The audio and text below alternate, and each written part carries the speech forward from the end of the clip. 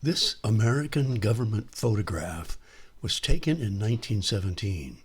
It shows a group of dignitaries at a U.S. Army training camp in Washington, D.C. They have come to see the latest tricks in camouflage. At the head of the group is President Woodrow Wilson, who is in the foreground on the left. He is talking to the head of the U.S. Camouflage Corps, a man named Homer St. Gaudens, whose father was the artist Augustus St. Gaudens. Another well-known artist was also present that day. Standing in the center background with a cane and beard and bowler hat is American painter John Singer Sargent. He had been at the White House that morning painting the president's portrait and had been asked to come along. Just as this photo was taken, the president had been told that a soldier was in hiding less than 5 feet from him. You can see his look of disbelief. Seconds later, what looks like a rock in the foreground was moved aside by that soldier, who was hiding in a foxhole. Of course, the rock was not an actual rock, but a stage prop made of papier-mâché, made even more convincing by artful flecks of phony moss. When asked to define camouflage, most of us are likely to say that it happens most effectively when a figure blends in with a background, or in the case of the counterfeit rock, when it seems to fit in with a setting. It is commonly assumed that a figure is visible to the extent that it stands out from its surrounding. Among the most common examples of this are the test patterns for color blindness, in which colored numbers contrast with background dots of differing hues. What is less widely realized is that figure-ground blending, or background matching, is only one kind of camouflage. There are other equally common techniques, most of which are less well known. The 4 that we will focus on are blending, countershading, mimicry, and disruption. In all examples of camouflage, it is essential to keep in mind that the factor of color is foremost. It is vital in all its dimensions, in the appearance of the hue itself, in its degree of light and dark, in its chromatic intensity, and so on. It is also important to know that different species have different sensory systems, and that camouflage only works reliably when it matches the optical properties of the species from which it is trying to hide. A good example of the difference of sensory systems between 2 species is the vision of humans when hunting for deer and the vision of the deer themselves. High visibility orange, or safety orange, is conspicuous for humans. It is an ideal color with which to protect other people. Deer, like human beings, are susceptible to camouflage made up of the colors of foliage, but they are colorblind to high visibility orange and see it as a muted tone.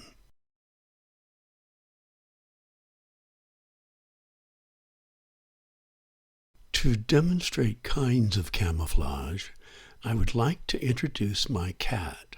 Her name is Saskia. She was named in honor of the wife of Rembrandt, the artist. She has nuanced black, brown, and off-white coloring, marked by tiger-like patterns of stripes arranged in fearful symmetry. She is the kind of cat that's called a tabby. In appropriate settings, Saskia's colors and patterns ensure that she will benefit from figure-ground blending or background matching.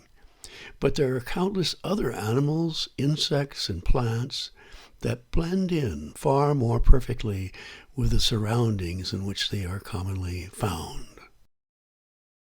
Shown here is not a photograph, but rather an intricate painting of a male ruffed grouse within a wooded surrounding. It was painted in 1909 by American artist and ornithologist Gerald Thayer. It is a small-sized watercolor that was used as an illustration in one of the earliest, most important books on animal camouflage, titled Concealing Coloration in the Animal Kingdom. The younger Thayer was listed as the book's author, but in truth the text was monitored by his father, Abbot Thayer, a well-known artist and naturalist. Gerald Thayer's grouse painting attempts to show persuasively the extent to which an animal's colors and patterns repeat the visual attributes of its surrounding. When startled, an animal's common response is to freeze, to remain perfectly still. As a result, its presence may not be given away, and the desired effect may be, as the Thayers called it, background picturing, of seeing through the animal, if not literally, as if it were transparent. Blending is dependent on high similarity between a figure and its ground. This is further strengthened by the capacity of some animals to change their coloration in relation to seasonal changes. Some animals are tawny-colored during warmer seasons, but as the snow season approaches, their colors gradually turn to white. It is even more astonishing that certain animals have acquired the ability to alter their outward appearance instantaneously as required by changes in circumstance. It is well known that chameleons can change their body color, and flounders can alter their patterns as well. But in recent years, much has been discovered about the phenomenal ability of cuttlefish to radically change their appearance. They can quickly make their color match nearly any surrounding, but they can also radically change their shape, color, texture, and other physical attributes to make them appear to be another, different kind of thing, a variety of camouflage known as mimicry.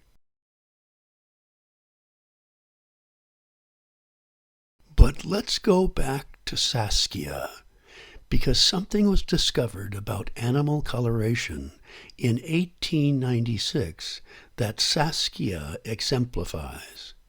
It is called countershading, but it's also sometimes known as Thayer's law, because the person who described it then was none other than the artist Abbot Thayer. In observing a wide range of animals, Thayer began to wonder why so many of them, and especially those that are active during the day, have coloration that is lighter, sometimes even white, on their undersides, then progressively darker toward the top. Thayer came to realize that this system of coloration is the exact opposite of shading, as commonly practiced by artists. As a result, he called it inverse shading or counter shading. He had been trained as an artist in the French Academy, and one of the uses of shading is to make flat surfaces, such as a shape that is drawn on a flat piece of paper, appear to have volume, to appear to be three-dimensional. The effect can be amazing, so much so that a shape may seem to rise above the drawing table or to protrude from the wall where the painting is hung. At the same time, this is hardly new to anyone at this time in history, whether artists or non-artists. Virtually everyone who uses a computer has frequently worked with shading because the most common use of it today is in the creation of drop shadows. Drop shadows are especially convincing when a shape is lighted from the top. There is a compelling example of this in a drawing of a hand by a British artist named Solomon J. Solomon.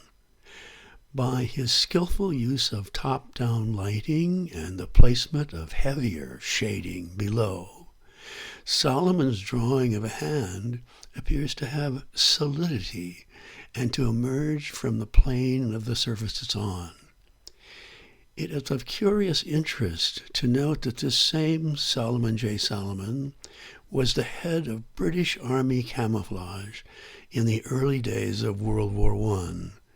It was he who wrote the first book on military camouflage. Drop shadows work, as scientists claim, because certain creatures, including humans, have a built-in tendency to see top-lit forms as bulging out or convex, while shapes lit from the bottom may instead look like depressions.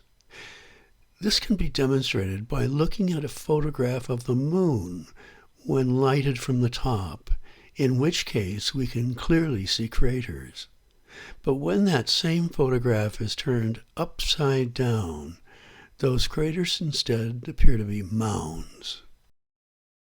It was Thayer's belief that when animals are countershaded, it fulfills a certain function.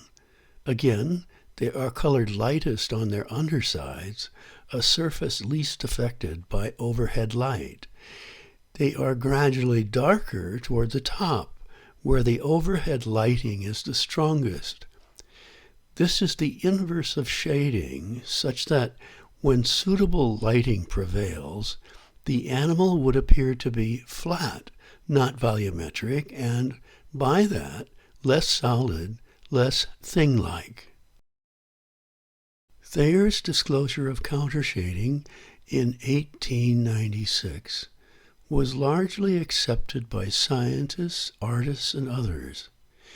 It compelled him to focus increasingly on camouflage, both natural and military. He did not abandon painting, but as he aged, he devoted increased efforts toward making models by which he could prove the function of countershading. Famously, he could make a wooden duck decoy all but invisible simply by countershading it. Or, short of using a duck decoy, he could countershade a sweet potato to make it vanish on the ground. He once countershaded a replica of the Venus de Milo, which he installed for children to view in the town hall of Dublin, New Hampshire. Simply by switching the lighting, he could make that sculpture appear or disappear. He devised a stage lighting system to make an actor disappear by countershading his leotards. He obtained a camouflage patent for countershading a ship, the results of which resembled the coloration of a seagull. Primarily through his writings, Thayer persuaded young artists that camouflage was an area of expertise that could and should be practiced solely by artists, not by scientists who had not been trained to see. His often controversial claims encouraged the participation of hundreds, perhaps thousands, of artists, designers, illustrators, architects, and set designers as camouflage designers, referred to then as camoufleurs. During World War I, at a time when American women were not allowed to vote, nor could they serve in the military, a group of civilian women, some of whom were artists, succeeded in forming a unit called the Women's Reserve Camouflage Corps. In that capacity, they became adept at making camouflage patterns coverall suits, which enabled them to blend with rocks.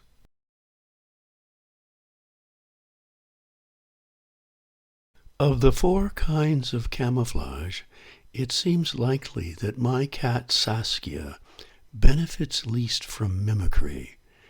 As in background matching, mimicry depends on high similarity. It is not from the likeness of figure and ground, but from the visual resemblance between different kinds of things.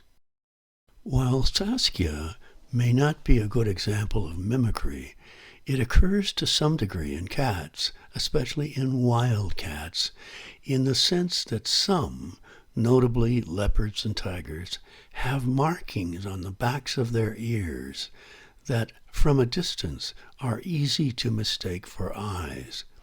It is almost a literal example of a creature with eyes in the back of its head. Even a cursory survey of animals, insects, and plants would strongly suggest that various organisms gain a survival advantage by looking like other quite different things. There are all but countless insects and animals that look amazingly like twigs, dead leaves, grass, tree bark, and flowers. There are birds who deposit their eggs in the nests of other unrelated birds. Their eggs are convincingly similar to the eggs of the host, who raises the intruder's chicks. There are plants that are sometimes mistaken for rocks, and there are non-poisonous creatures that benefit from their resemblance to those that are toxic.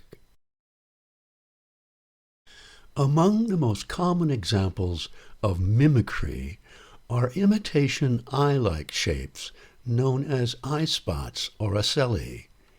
These are everywhere, most notably in butterflies, moths, and other insects, as well as in fish and turtles.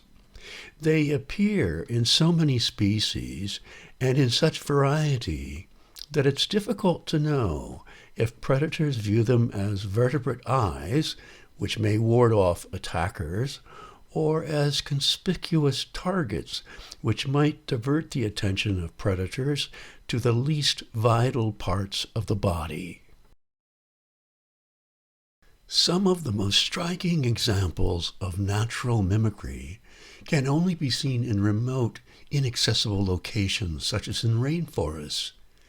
What is not often realized is that examples of mimicry are abundant in any location if one knows how to seek them out.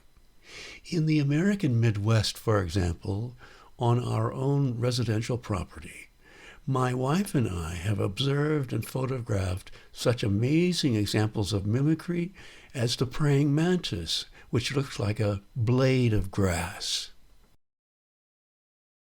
We see butterflies, moths, and birds that look remarkably like tree bark, and others that might be mistaken for dead leaves. On our property, one of our favorite mimics is the caterpillar of a swallowtail butterfly that has an amazing resemblance to a moist bird dropping. When disturbed, it sticks out a red, forked, tongue-like shape that emits a pungent odor. With the adoption of camouflage during World War I by all sides of the conflict, attempts at mimicry for military purposes became widely adopted. The earlier rock made of papier-mâché was only one of the many tricks that were introduced during that war. Shown here is a camouflage soldier who appears to be part of a tree stump. Dead trees were also commonly used as disguised observation posts on the battlefields in France. This one, like most, was lined with plates of metal. It was constructed behind the front line, then secretly installed at night. On its backside is an entry door with access to a ladder. Horses were a daily casualty in World War I, so their carcasses were everywhere. Some camoufleurs took advantage of this and made imitation dead horses, which, when hollowed out, could be used as observation posts. Both sides made dummies of soldiers, which were positioned in such a way that they might be fired at by snipers who might then reveal their position. This French soldier on the right is displaying a captured German decoy. Another use of mimicry in World War I was the use of dummy cannons. They were harmless, of course, in the usual way, but they served as a means of provoking enemy forces to waste their ammunition and to reveal their position. The last example of mimicry is an attempt by French soldiers to construct a lightweight but believable cow out of papier-mâché, which, when placed in a pasture where troops are concealed, might convince German aerial observers that it is a harmless, insignificant sight.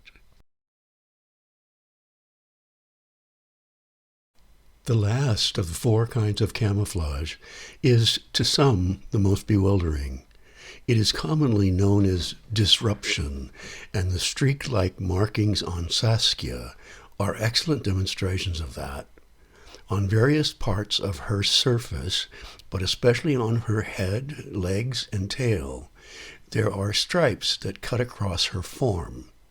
They are not as conspicuous or pronounced as the vividly contrasting patterns on a tiger, leopard, or other cats, or the strident black and white markings on a zebra, but they effectively break up her tail, while they also suggest that the stripes on her legs are physically continuous.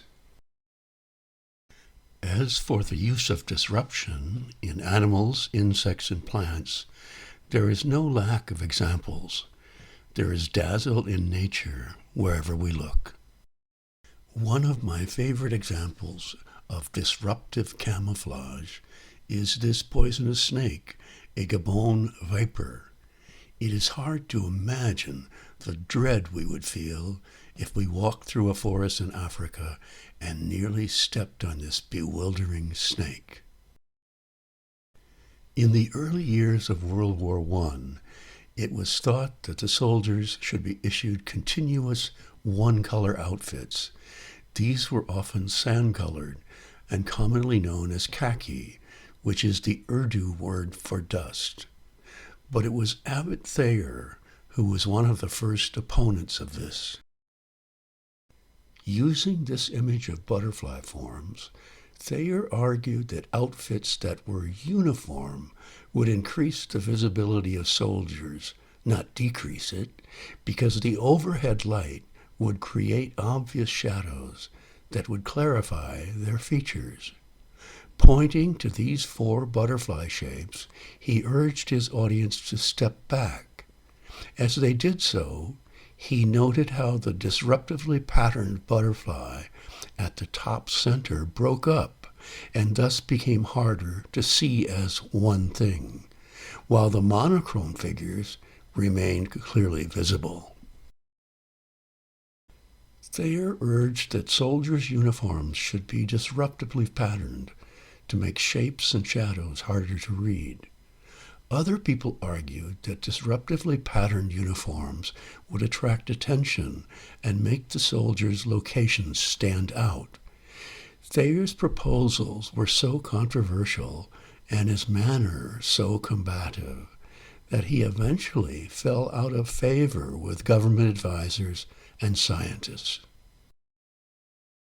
Beset by fluctuations of mood that he himself described as Abbott's pendulum, in which he swung back and forth between all wellity and sick disgust, he eventually suffered a breakdown, grew suicidal, and then was disabled by strokes and died in 1921.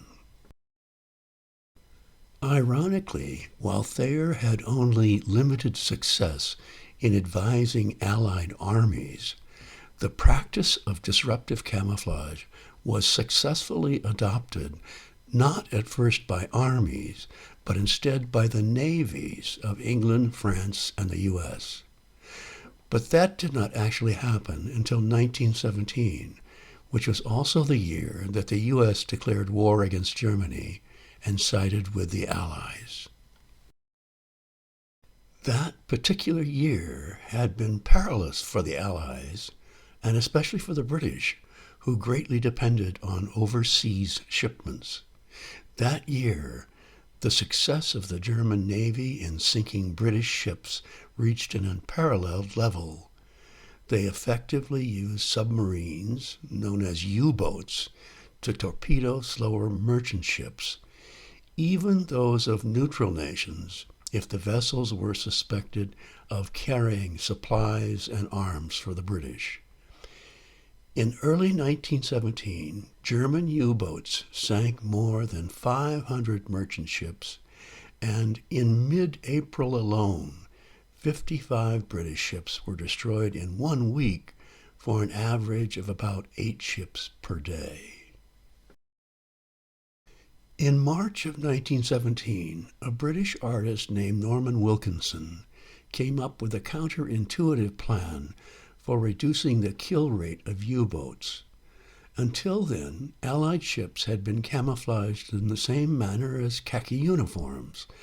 The ships had been painted a monochrome gray on the assumption that it would make them less visible on the ocean. But Wilkinson disputed that. The goal of ship camouflage, he said, should not be to make a ship invisible. That was simply not possible given the changing conditions at sea. Besides, a ship's presence is easily given away by the smoke from its smokestacks. Instead, the goal of ship camouflage, said Wilkinson, should be to make it hard to hit by a torpedo gunner who is submerged in a U-boat and calculating where to aim while looking through a periscope from a considerable distance. A far better method, according to Wilkinson, was to apply disruptive patterns to vulnerable ships using highly visible abstract shapes. These patterns, painted in contrasting colors, would contradict the vessel's form and make it a challenge to see accurately, much less to calculate its speed, its distance, and direction. Wilkinson's proposal was tested and approved, and he was soon placed in charge of British ship camouflage. He carried this out by devising appropriate camouflage schemes, each of which was painted in suitable colors on a wooden model of a ship. In turn, each model was tested in an observation theater equipped with a periscope and a rotating circular platform marked in increments. If a painted model was effective in deceiving experienced seamen, it was given to an artist who drew up detailed painting plans, much like a blueprint in color, which were then passed on to shipyards, where other artists applied the designs to the actual ships. It was someone in the British Admiralty who decided that disruptively patterned ship camouflage should be known as Dazzle camouflage. It was a well-known slang term at the time because there was a popular amusement ride at Coney Island called Razzle Dazzle, and there was also a musical theater show by the same name. The nickname soon went viral with the British and American public, as did the strange, confusing look of dazzle-painted ships, which the public could see in the harbors. Pundits and cartoonists had a heyday. They compared Dazzle ship camouflage to the crazy quilts at county fairs, to barber poles, to the diamond designs on a harlequin suit. To encounter a convoy of dazzle-painted ships, they claimed, was like seeing a flock of seagoing Easter eggs, or a Russian toy shop gone mad, or to have the delirium tremens. A few years earlier, the Armory Show, the first exhibition of European modern art, had opened in New York in 1913, just 1 year before the start of the war. When ship camouflage was introduced, the public thought that this bewildering type of camouflage must have originated with modern artists who had been drinking heavily. In newspapers, Dazzle painted ships were called Cubist painting on a colossal scale, a futurist bad dream, and a floating art museum.